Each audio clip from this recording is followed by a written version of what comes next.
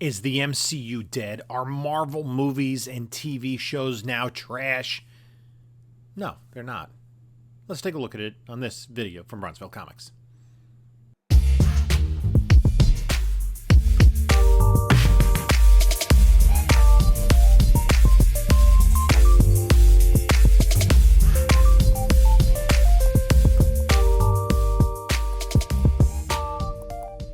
Hey there, comic book community. This is Jim from Bronzeville Comics coming to you with another video. Like, comment, subscribe, all that stuff. Instagram, Bronzeville_Comics, whatnot on Bronzeville_Comics. We're on Whatnot every Monday night at 10 p.m. Eastern.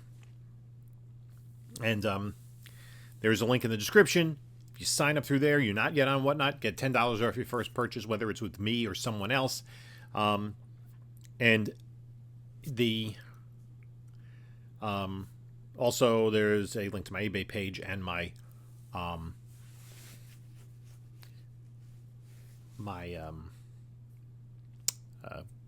email. So, Guardians of the Galaxy 3 came out this past weekend, and I was scrolling through my feed on Instagram and on YouTube, and I was kind of overwhelmed with, like, negative reviews of the movie and how it's garbage and the MCU is dead, and I'm kind of shocked, to be honest with you. So I kind of looked a little more into it. First off, I've seen Guardians of the Galaxy Volume 3 twice. I saw it on opening night, Thursday night, with a buddy of mine. We usually go opening night, so I don't get anything spoiled. And then my kids and I went to see it on Saturday morning. And on Saturday, even after seeing it for the second time and knowing what was coming, I was still hit with emotion. Film is a medium of emotion that more so than literature or even, I think, music and art. The combination of the visual and the auditory, the storytelling, the human element of seeing the actors and a human face, and now the CGI is so amazing we get anthropomorphized squirrels or walking trees, but that ability to take us on that journey and to have that emotional investment is something that is kind of unique to film. And television is an offshoot of that. I thought Gunn hit it on every level. The characters were great. The performances, and I'll say this, Chukwudi Iwuji was fantastic as High Evolutionary. He was fantastic. And that's coming off Quantumania, where I thought Jonathan Majors, his personal problems aside, I thought his performance in that was stunning. As Kang, Iwuji was just as good, if not better, as High Evolutionary. He just created this amazingly unique, threatening, insane, megalomaniacal villain. And we got a great kind of conclusion to the story arc for the main Guardians without giving out any spoilers. So I wanted to just kind of discuss this idea that the movie was trash. I haven't talked to anybody who thinks that. And if we look at the numbers, the critics ratings, and I don't care for the metric that Rotten Tomatoes uses, because it just has, you know, it's just the proportion of reviewers who like the film, and it's hard to separate excellent films from just good films. Okay, it has an 82% fresh rating from critics, 95% the audience score, and I believe the IMDb number is 8.4 out of 10. Those are fantastic numbers, and by any metric you use, if you're going to try to, and I often do this with TV series because there's so much out there, is I look at what the critics say, what the audiences say, and kind of put it all together with kind of where my own personal tastes lie. And listen, I like superhero movies. I like comic book movies. I'm into nerd culture. I like a lot of other stuff. I like old movies. I like documentaries. I like dramas. I like, action movies and musicals and comedies. I like a lot of different kinds of movies. I am very much a movie buff. But I like good stuff. And my wife and I are looking for TV shows to watch. I'll look at the ratings. And if the ratings kind of mediocre, maybe try to find, something that points to the idea that it's worth watching. Now, I do think that there is audience fatigue. Fatigue on part of the critics.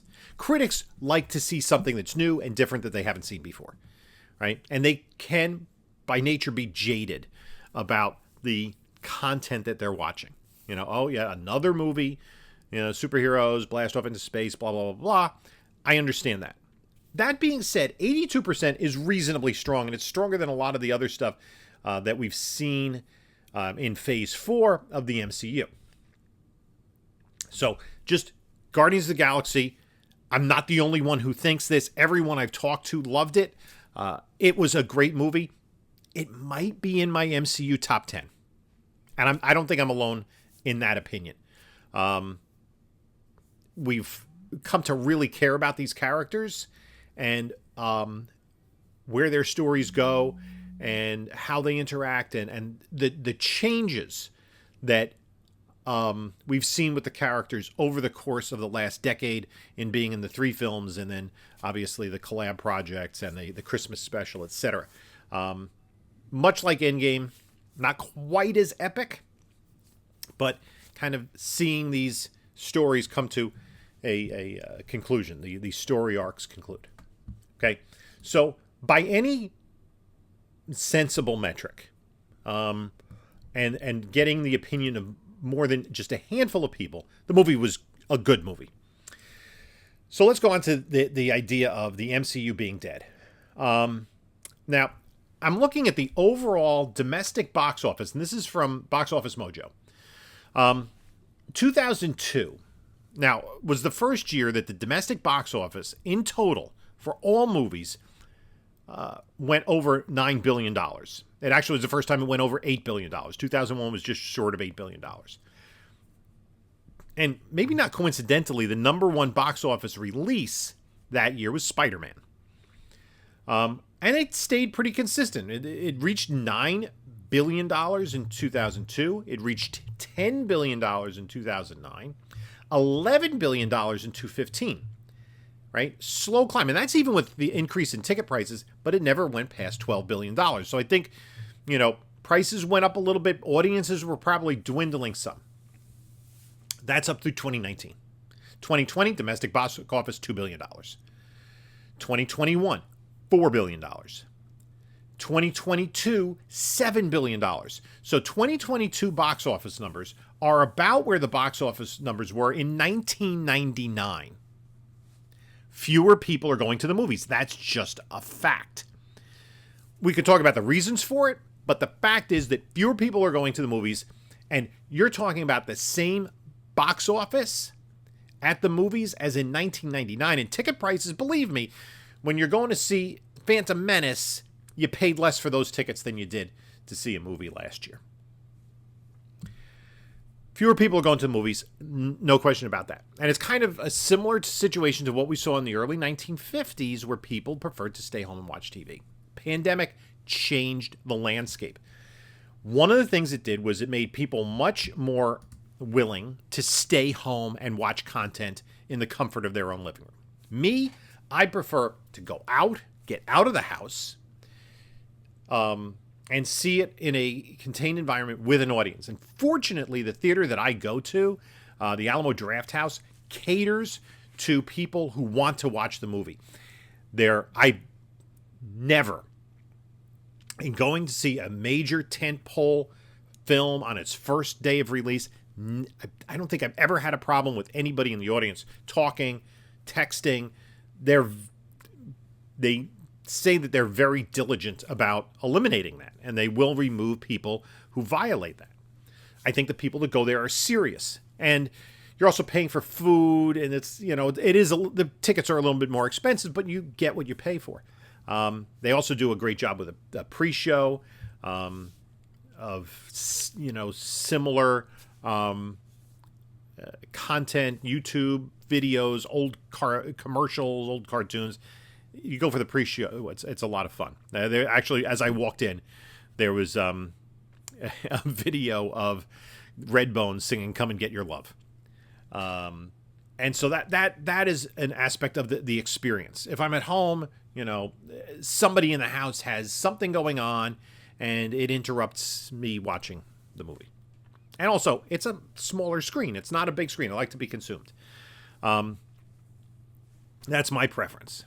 However, financially, it makes sense to stay home. And during the pandemic, we were forced to stay home. And people were thirsty for content. I remember when WandaVision came out, and that was the first release on Disney Plus, waiting every week, my kids picking them up from school, and they couldn't wait to get home to watch the new episode of WandaVision because there was nothing else going on. You weren't going to the theaters. I actually did not see No Way Home in theaters. We were very cautious during the pandemic, and we did not go to the theater to see it. I think I saw it subsequently. My daughter did. She got invited to a birthday party, and I was jealous. Anyway,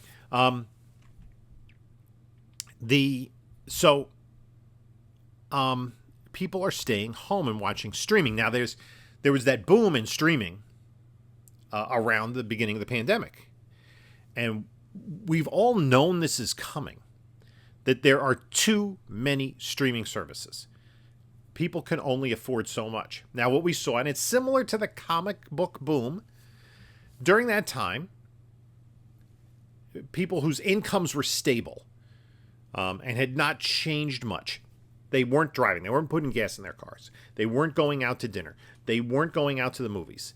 They weren't, signing up for activities, paying their kids to be in this activity or to go to summer camp. The expenses were more limited. And so there's more disposable income to buy old comic books, to get a subscription to a streaming service. What we've seen is a thinning of that herd. There's only so much people can afford. And now, inflation, things cost more, gas costs more, eggs cost more. So people have to make decisions as to what they're going to continue streaming. And the companies like Disney Plus and HBO Max is the two main ones for comic book content. How are they going to expand their number of subscribers? Right? Certainly in the first several months of Disney Plus, we have The Mandalorian, we have WandaVision. People want that. They want, we want to see Hamilton. We want to see, all the Disney classics. People sign up. But it's limiting returns after time. You're not going to get that many new subscribers, so they really have to financially hold on to the subscribers they had. And on HBO's side, I think that's what made Batgirl expendable. Batgirl being released as a movie on HBO Max was going to not really generate a whole lot of revenue. So now you have a thing. Box office is down. And now people are making decisions as to which streaming services they're going to keep. They might, keep one for a few months and cancel it, come back a few months later if there is a particular show that they want to see. And that has historically been the case. There were folks that they would subscribe to HBO when a new season of The Sopranos or Game of Thrones came on and then cancel it until the next season premiered because they really weren't using it for anything else. So where the streaming landscape is going to go in the future remains to be seen. But in terms of content, now monetizing the content is different, but in terms of content, you look over the last decade or so, there was a lot of MCU-related content. You had Agents of S.H.I.E.L.D., which was a network series that had full, 20-episode seasons for the most part. You had all the Netflix series, the Defender series, the Daredevil and the Iron Fist and Luke Cage and Jessica Jones, Punisher. That was a lot of content. They also had shows on Cloak and Dagger and Runaways and other shows that were on Hulu or some other platform. DC the same way. DC had the CW, the Arrowverse, all of those shows. And which when they started HBO Max, or started DC Universe, which folded into HBO Max, they had Titans and Doom Patrol and Harley Quinn. And then on other stations, they've had, Pennyworth and Krypton and Gotham, other comic book related shows. So, and that's not even talking for the most part about animated content. So if you're into nerd culture, there's always been a lot of content. Now, when we want to put everything under the same umbrella, does that decrease the amount of content?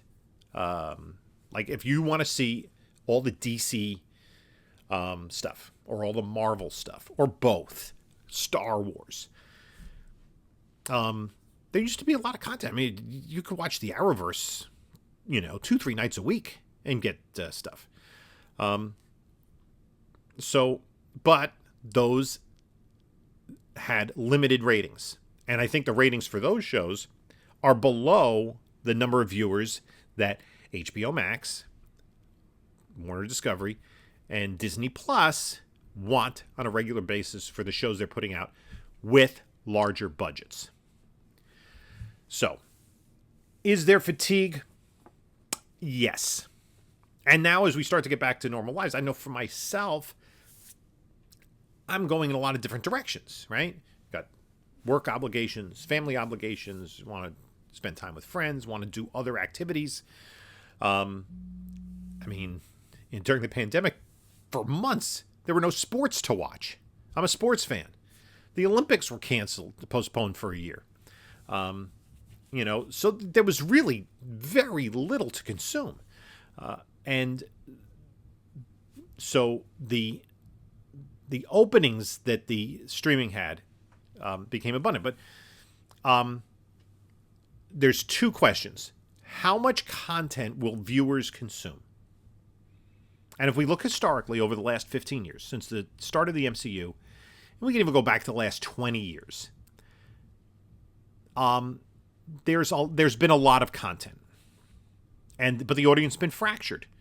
Not everybody watched Gotham. Not everybody's watched every season of Arrow or Agents of S.H.I.E.L.D. But Marvel and DC, the problem is they built this expectation that you should watch everything. And for them, that kind of made sense. And Marvel, as we had this model, as we headed into the pandemic, not knowing the pandemic was coming, but Disney Plus was, and making all those announcements of all the upcoming movies and shows, some of which we have yet to see, Blade, that what was the audience's appetite for all of that? To watch everything. I look forward to it, but it is a commitment. I still haven't finished Mandalorian. It took me a while to finish Andor, right? And I like that content. Part of it, too, is I want to watch it with my kids. And I have a friend of mine, he has one son in college, the other going to college, and they like to watch it together. So usually he has to wait to binge it until his kids are home. And I did like, when we were watching WandaVision, and Mandalorian, I like the episodic nature of it. And I think both Star Wars and comic book content lend itself to that because that's the way Star Wars follows the old movie serials.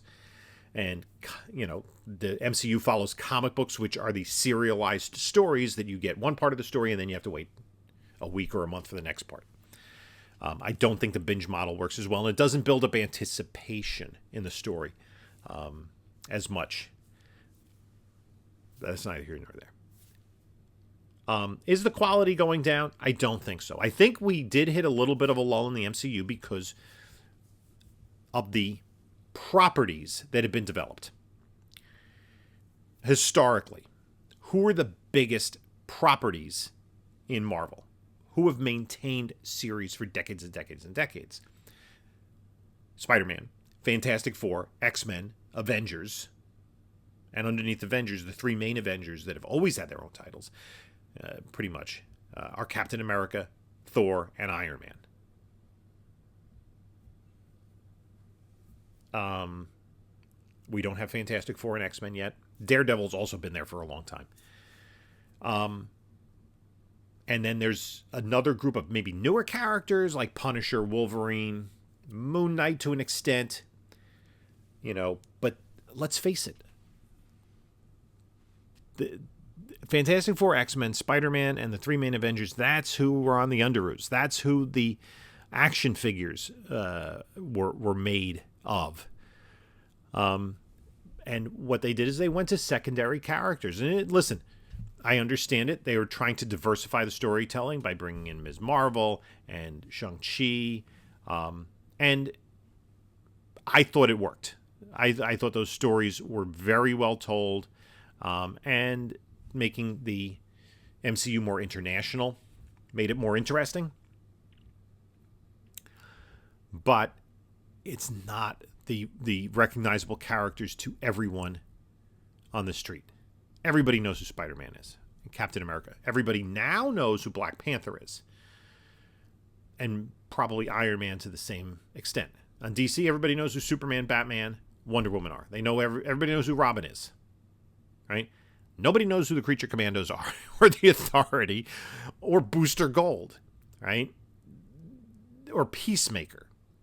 These are more fringe characters, but James Gunn has had success with that because nobody knew who Guardians of the Galaxy were either. So, is it the death knell of the MCU? Should they just throw everything out? Is Kevin Feige, killing it? Should he be fired? No. Part of the problem, too, is that Phase 4 did not have an Avengers movie.